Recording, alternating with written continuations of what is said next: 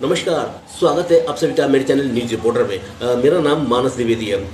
कुछ दिनों से मैं आपसे मुखातिब नहीं हो रहा था, आपसे रूबरू नहीं हो रहा था, इसके लिए माफ़ी चाहता हूँ। लेकिन अब से मैं कंटिन्यू रहूँगा और कुछ न कुछ नए अपडेट्स आपको देता रहूँगा।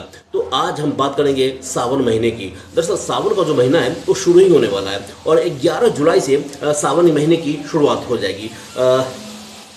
इस बार दोस्तों सावन महीना जो है 11 जुलाई से शुरू होकर 9 अगस्त तक जो है सावन का महीना रहेगा। यानी कि 11 जुलाई से सावन के महीने की शुरुआत होगी और 9 अगस्त को सावन का महीना जो है वो समाप्त हो जाएगा।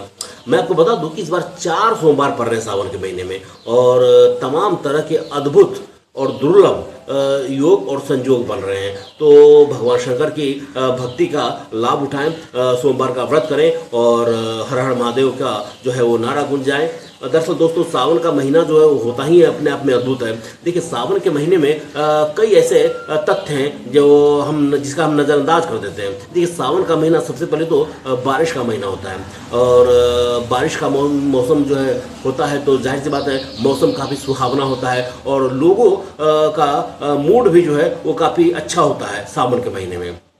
मैं आपको बता दूं कि सावन के महीने में प्रकृति जो है का जो रूप होता है अब बिल्कुल एक निखरा हुआ होता है और अपने एक तरह से देखा जाए तो प्रकृति का सबसे सुंदरतम रूप अगर देखना है तो सावन के महीने में देखें, बारिश के महीने में आप देखेंगे। आप अगर ट्रेनों से यात्रा करते होंगे और खिड़की से जब नज़ारे देखते होंगे बारिश के समय में तो क्या नज़ारा होता होगा। मुझे लगता है कि 12 महीने में वैसा दूसरे किसी भी दिन ऐसा नज़ारा देखने को नहीं मिलता होगा जैसा सावन के महीने में आपको देखने को मिलता होगा।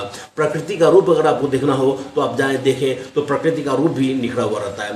सावन के महीने में ही माता पार्वती ने भगवान शंकर को वर के रूप में, पति के रूप में पाने के लिए घोर तपस्या की थी और फिर माता पार्वती ने इस तपस्या में सफलता प्राप्त की और पति के रूप में भगवान शंकर को उन्होंने प्राप्त भी किया। सावन के महीने में मैं आपको बता दूं कि जो ये समुद्र मंथन का जो आयोजन हुआ था वो सावन के महीने में ही हुआ था और समुद्र मंथन से कई तरह के तत्व निकले। हीरा मोती निकला, अमृत भी निकला और विष भी निकला। अमृत तो देवता लोग पी गए लेकिन जो विष बचा उस विष से पूरे सृष्टि पर जो है एक तरह से देखा जाए तो हाहाकार मच गया और सृष्टि खत्म होने के कगार पर आ गई।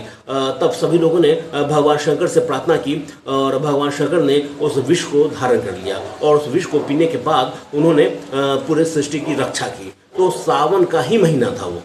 तो सावन का महीना कितना खास आप इसी से अंदाज लगा सकते हैं। सावन के महीने में मैं आपको बता दूं कि इतने तरह के शानदार आपको दृश्य मिल जाएंगे कि मुझे लगता है कि वैसा कहीं दूसरे महीने में देखने को नहीं मिलता है। लोग कहते हैं कि हिंदुओं को कभी एक नहीं किया जा सकता है, सनातनियों को कभी एक नहीं किया जा सकता है, लेकिन उनके इस धारणा को, उनके इस वक्तव्य को सावन का महीना झूठा करार देता है। आप बोलेंगे कैसे? आप चले जाएं अपने, आप जिस भी मोहल्ले में रहते हो, आप जिस भी गली में रहते हो, उस गली में भगवान शंकर का मंदिर होगा तो आप देखेंगे कि सावन के महीने में बच्चे से लेके बूढ़े तक जो है मौजूद रहते हैं और जितनी भीड़ पूरा महीना सावन के महीने में रहता है मुझे लगता है कि उतनी भीड़ किसी भी महीने में नहीं रहती। ये आप गौर करके देख लें। अगर मैं झूठ बोल रहा हूँ तो आप गौर करके देख लें। देखिए कोई खास पर्व, कोई खास तीज त्योहार है तो उस दिन की भीड़ की बात अलग है, लेकिन अमूमन पूरा महीना देखा जाए तो मंदिरों में जितनी भीड़ होती है उतनी भीड़ मतलब किसी दूसरे महीने में नहीं होती है। तो सावन का ही वो महीना है, उतनी भीड़ आपको दिखेगी। तो हिंदुओं को एक करने का, हिंदुओं को एकता को प्रदर्शित करने वाला महीना सावन का महीना है। सनातनियों को